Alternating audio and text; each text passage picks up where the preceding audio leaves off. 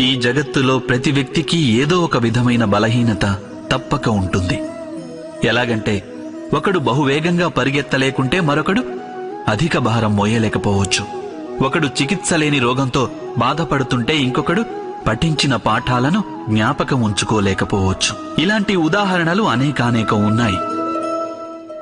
జీవితంలో సర్వము ప్రాప్తించినవాడు ఎవరినైనా మీరు ఎరుగుదురా? కానీ మనం జీవితాంతం ఒక్క బలహీనతను జీవితానికి కేంద్రంగా భావిస్తుంటాం. ఈ కారణం వలనే హృదయంలో దుఃఖం ఇంకా అసంతృప్తి సదా ఉంటాయి.